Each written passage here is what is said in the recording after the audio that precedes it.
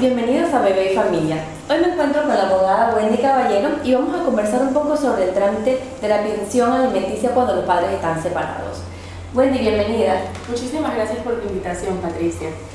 Wendy, cuéntanos un poco, digamos en el caso en que los padres están separados, ¿qué tenemos que tomar en cuenta a la hora de iniciar este trámite de la pensión alimenticia? Bueno, Patricia, primero quiero hablarte acerca de la ley que regula el tema de la pensión alimenticia. Claro. La ley 42 del año 2012 implementa la Ley General de Pensiones Alimenticias en Panamá y establece puntualmente que la pensión alimenticia constituye una prestación económica que debe guardar una relación directa entre los ingresos o posibilidades económicas que tiene la persona que debe proveerlas y las necesidades que tiene quien las requiera, en este caso el hijo. Esto debe ir encaminado o debe comprender una serie de aspectos para el desarrollo integral del niño, como lo son su educación, su alimentación, su movilización, la salud y también considerar aspectos muy importantes como cuando se trata de menores con necesidades especiales o discapacidades, se deben contemplar también los tratamientos terapéuticos que este menor demande o requiera. Entonces, habiendo ya conocido un poco el concepto de lo que es la pensión alimenticia, entramos en lo que es la materia en sí de la presentación de la demanda de pensión alimenticia. Esta demanda se puede presentar personalmente o a través de abogado y se puede hacer ante los juzgados de familia o ante las corregidurías. El procedimiento básicamente es el mismo, lo que radica quizás es en los resultados la diferencia. En primera instancia, la persona, la madre interesada, debe aportar el certificado de nacimiento que corrobora, el original del certificado que corrobora obviamente la relación entre el solicitante de la demanda de pensión alimenticia y el menor objeto de este asunto. Luego de acogida la demanda por parte del juez, el mismo señala una fecha de audiencia en la cual ambas partes deben aportar sus pruebas correspondientes. La parte que solicita la pensión presenta una serie de documentos, que esta parte sí es muy importante anotarla. Claro. Los documentos que debe aportar deben respaldar justamente las necesidades del menor. Los recibos de arrendamiento o hipoteca de la casa, los recibos de transporte del bus colegial, los recibos de la escuela, los recibos de seguros privados que tenga de salud, de vida, los recibos que tenga de recreación, de actividades extracurriculares, de ropa. Pero aquí es importante señalar un factor.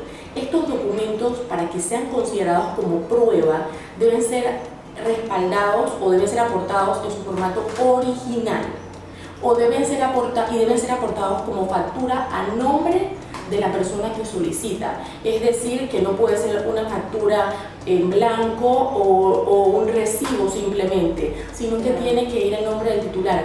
Hay casos especiales, como por ejemplo las hipotecas, los recibos de arrendamiento, donde muchas veces está el nombre de un tío o una tía. Hay una consideración especial en ese sentido, pero el resto que tiene que ver con la alimentación, educación, recreación y demás tienen que ir respaldados en documento original y a nombre de la persona que solicita la pensión.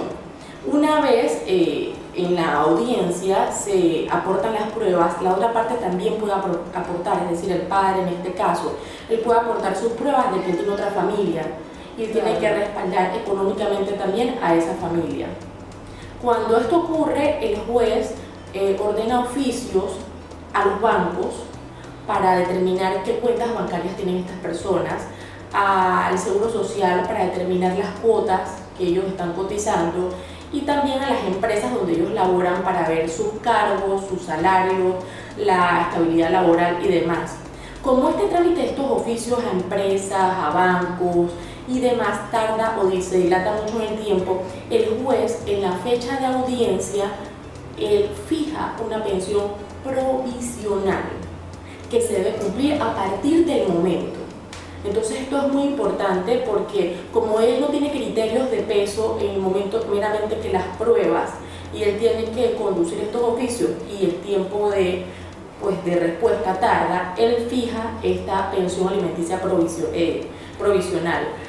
Para luego entonces, cuando ya llegan los oficios debidamente por parte de estas entidades que se le solicitó, él entonces fijará una pensión alimenticia definitiva. Y entonces básicamente ese sería el proceso. Se puede presentar la demanda, ahí es donde decía que varían los resultados, ante el juzgado y ante la corregiduría. La corregiduría, ¿qué pasa? Que ahí llegan muchos trámites a diario porque digamos que es la instancia más cercana a la comunidad. Entonces muchas veces no tienen ni la infraestructura, ni el personal, ni las condiciones adecuadas para dar respuestas más rápidas. Y es ahí donde viene la diferencia. Los juzgados quizás en ese sentido, al tener un poco más de recursos, pueden tener una respuesta un poquito más acelerada. También es importante acotar que una vez presentada la demanda ante la corregiduría, no puedes presentarla ante el juzgado. La presentas en una instancia y ahí es donde se debe mantener durante todo el proceso. Exactamente, no es que la presento en una y si no voy a otra instancia, no. Tienes que mantener todo el proceso en la instancia pues, que has determinado que ahí sea.